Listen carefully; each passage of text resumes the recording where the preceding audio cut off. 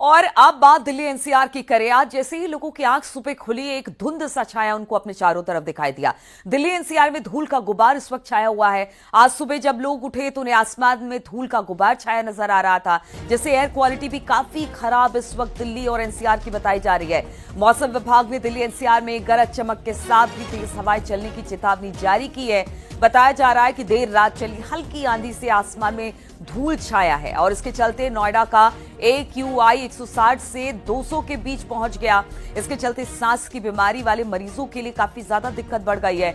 मौसम विभाग का अनुमान है कि अगले 2 से 3 दिनों में बारिश होगी। वेस्टर्न डिस्टर्बेंस के चलते उत्तर भारत में कई जगहों पर बारिश होगी और धूल भरी आंधी चलने के आसार हैं। साथ ही गर्मी भी बढ़ेगी, इस तरह की खबर भी आ रही है। लेकिन सबसे बड़ी बात है कि पीछे कुछ दिनों में हमने देखा कि थोड़ी हल्की बारिश के बाद एयर क्वालिटी में सुधार देखा गया था, लेकिन कल रात धूल भरी आंधी चलने के साथ एक धूल का गुबार पूरे दिल्ली एनसीआर में छाया हुआ है। इंडिया गेट, अक्षरधाम मंदिर, कर्तव्य पथ, ये 3 जगह की तस्वीरें आप देख रहे हैं, जहां पर अक्षरधाम मंदिर तो आपको बहुत धुंधला सा दिखाई दे रहा होगा। जैसे कि ठंड के मौसम में धुंध सी होती है, उस तरह से एक धूल की चादर इस वक्त पूरे दिल्ली एनसीआर को अपनी आगोश में लिए हुए है। एयर क्वालिटी बेहद खराब हो गई। 150 से 200 के स्तर पर AQI पहुंच गया है। हालांकि कहा जा रहा है कि हो सकता है 1-2 दिन में बारिश हो, जिसके बाद जाकर कहीं ये मौसम साफ हो पाए। ये जो धुंध है, धूल की एक परत पूरी दिल्ली एनसीआर में, वो खत्म हो।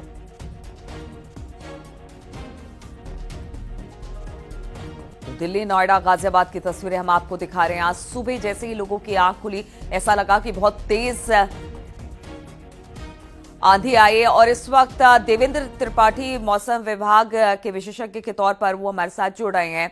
देवेंद्र जी, अचानक कल तक कहा जा सकता है कि कल शाम तक मौसम साफ था, इस तरह से धूल भरी आंधी या फिर किसी तरह से धूल का गुबार दिखाई नहीं दे रहा था, या वातावरण में इस तरह से एक धुंधलका नहीं था, लेकिन अब क्या वजह देख रहे हैं इसके पीछे कि अचानक जब सुबह आंख खुली तो दिखा कि चारों तरफ धुंध सा माहौल है और लोगों को सांस लेने में भी भारी परेशानी हो रही है?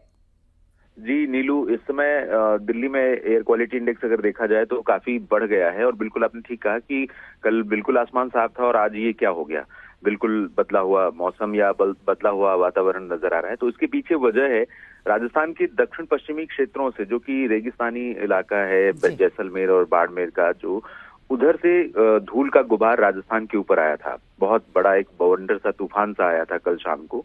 और वो हवा, इससे पहले आपने देखा होगा जो दिल्ली एनसीआर में हरियाणा, पंजाब और आसपास के रीजन में जो बरसात हुई थी, वो बरसात भी उसी दिशा से आने वाली हवा के चलते हुई थी। लेकिन उस समय हवा थोड़ा पीछे से आ रही थी, अरब सागर की तरफ से। तो अरब सागर की तरफ से आने की वजह से उसमें एक मॉइस्चर का कंटेंट ज्यादा था, यानी नमी ज्यादा थी और धूल कम थी। तो वो नमी यहाँ पर क्लाउड फॉर्मेशन में, यानी बादल बनाने में अपना रोल प्ले कर रही थी, जिसकी वजह से यहाँ बादल बन रहे थे और बरसात हो रही थी। अब सिचुएशन थोड़ा चेंज हुई है।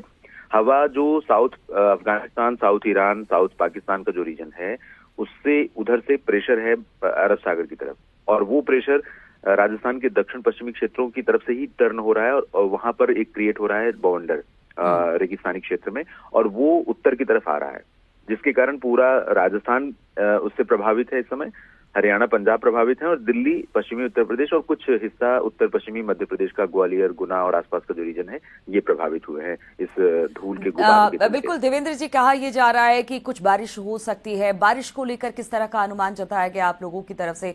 क्योंकि कहा यह जा रहा है कि धूल का गुबार तभी छटेगा जब अच्छी बारिश होगी, या फिर अगर हल्की फुल्की भी बारिश होती है तब जाकर कुछ ठीक होगा। जी जी जी, बिल्कुल बिल्कुल, बारिश होगी तभी इससे राहत मिलेगी, और हवा का रुख अगर बदल जाएगा तब राहत मिलेगी। तो हवा का रुख तो अभी नहीं बदलने वाला है, लेकिन फिर से थोड़ा सा डीप हवा जा रही है अरब सागर की तरफ, यानी जो साउथ अफगानिस्तान और ईरान की तरफ से जो हवा का प्रेशर अरब सागर की तरफ है, वो अरब सागर के उत्तरी क्षेत्रों में, पूर्वी क्षेत्रों में जा रही है।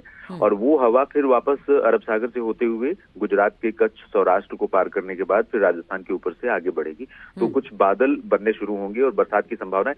कल ऐसे हालात नहीं रहेंगे, ये आज की दिक्कत है, कल से ठीक हो जाएगा। लेकिन आज वाकई में दिल्ली एनसीआर के आसमान पर उत्तर भारत के बाकी कई, जयपुर, चंडीगढ़ और हिसार, सिरसा अलवर, झुंझुनू, आगरा, भरतपुर, इन सभी क्षेत्रों में यह धूल का गुबार पहुंचा हुआ है। तो कल इसमें काफी हद तक राहत मिल जाएगी, ऐसी चलिए, तो संभावना। लोगों को यही उम्मीद है कि जिस तरह से आप भी बता रहे हैं कि कल शायद इस तरह का ना हो, क्योंकि सबसे ज्यादा परेशानी बच्चे और बुजुर्गों को होती है और उनके लिए काफी ज्यादा दिक्कत भरी हो सकती है। लेकिन मौसम में बदलाव भी देखने के बाद देवेंद्र जी कह रहे हैं। बहुत बहुत शुक्रिया देवेंद्र जी आपका हमारे साथ जुड़ने के लिए। और हमारे दो संवाददाता अलग अलग जगहों से इस वक्त हमारे साथ जुड़े हुए हैं। नोएडा गाजियाबाद बॉर्डर से रोहित सिंह है और गाजियाबाद से अमित राणा हमारे साथ हैं। रोहित, ये बताइए कि वहां पर सुबह की स्थिति किस तरीके की है, क्या अब विजिबिलिटी है? क्योंकि AQI तो बहुत खराब है। अभी फिलहाल सुबह का AQI क्या कह रहा है इस धूल के गुबार के बाद? करें तो गाजियाबाद का जो एक्वाई है इंदिरापुरम का क्षेत्र हो या लोनी का है, आज सबसे ज्यादा प्रदूषित देखा गया है। अगर इंदिरापुरम के एक्वाई की बात करें तो वो 271 है, 200 से पार है, और वहीं लोनी के एक्वाई की बात करें तो वह 220 है, सबसे ज्यादा प्रदूषित माना गया है। तो कल कहीं धूल भरी आंधी चली थी, उसके बाद जो एक्वाई है प्रदूषण का स्तर है वो एकाएक बढ़ गया। अगर आसमान की तरफ भी आप देखें, जो ये धुंध नजर आ रही है हल्की सी, हालांकि इस समय धूप भी निकली है, लेकिन ये कहीं ना कहीं आसमान में ये से आप मान सकते हैं कि स्मोक एक तरीके का धुआं है, जो कहीं ना कहीं लोगों की सेहत के लिए बेहद ही खतरनाक है। जो एक्वाई बढ़ गया है गाजियाबाद का, दिल्ली NCR का जो प्रदूषण स्तर है वे बच्चे, बुजुर्ग और गर्भवती महिलाओं के लिए बेहद ही खतरनाक है। जो प्रदूषण का जो स्तर है, लगातार प्रशासन एहतियात बरतता है, उसके दावे भी करता है, लेकिन उसके बाद भी जो प्रदूषण का स्तर है वह आज गाजियाबाद में बढ़ता हुआ दिखाई दे रहा है। और अगर बात करें तो आसमान बहुत ज्यादा बढ़ गया है, AQI खराब हो चुकी है, हवा की क्वालिटी 150 से 200 पहुंच गई है। गाजियाबाद में क्या हाल है, बातचीत करने के लिए अमित राणा हमारे साथ है। अमित, वहां का जरा हाल बताइए, AQI क्या कह रहा है, किस तरह से लोगों को परेशानी हो रही है इस धूल भरी आंधी, जिस तरह से कहा जा रहा है कि राजस्थान की तरफ से वहां से धूल भरी आंधी है और फिर दिल्ली NCR को अपनी आगोश में उसने ले लिया है। स्थिति किस तरह की वहां पर? जी लीलू, बिल्कुल आपको बताना चाहूंगा, दिल्ली NCR सहित गाजियाबाद में धूल का जो गुबार है उसने अपने आगोश में पूरे शहर को लिया हुआ है। वजह बताई जा रही है कि राजस्थान में जो आंधी आई थी उसकी वजह से छाया हुआ है। लेकिन आपको बताना चाहूंगा, बीते कुछ दिनों से जिस तरीके से लगातार रुक रुक कर दिल्ली NCR सहित गाजियाबाद में बारिश हो रही थी, उससे मौसम सुहावना हुआ था, वहीं AQI लेवल भी बहुत अच्छा हो गया था। लेकिन सुबह से मैं दिखाना चाहूंगा आपको, यहाँ का जो AQI लेवल है वो बढ़ चुका है। सुबह से ही धुंध की एक चादर ने पूरे शहर को अपने आगोश में लिया हुआ है, जिसका सीधा सीधा नुकसान बड़े बुजुर्गों को हो रहा है। जो दमा और अस्थमा के जो पेशेंट हैं उन्हें खासी दिक्कतों का सामना करना पड़ रहा है। वहीं डॉक्टरों के मुताबिक ऐसे मौसम में जो दमा और अस्थमा के मरीज हैं वो घर से बाहर ना निकले, वहीं बुजुर्गों को भी हिदायत दी जा रही है कि वो घर से बाहर ना निकले। हालांकि जिस तरीके से मौसम वैज्ञानिक जो बैठे हुए थे उन्होंने बताया कि किस तरीके का ये गुबार है, ये राजस्थान से गुबार चलकर आया था, जो कि अभी दिल्ली NCR से गाजियाबाद को अपने आगोश में लिए हुए है। कल तक स्थिति सामान्य होने की बात कही जा रही है, लेकिन सुबह से ही जो लोग अपने अपने गंतव्य स्थान के लिए जा रहे हैं उन्हें खासी दिक्कतों का सामना करना पड़ रहा है। खासकर जो 2 व्हीलर चलाने वाले हैं उन्हें आप देख सकते हैं किस तरीके से 2 व्हीलर चलाने वाले अपने आप को इस धुंध से बचाते हुए नजर आ रहे हैं। लोगों ने मुंह पे कपड़ा बांधा हुआ है।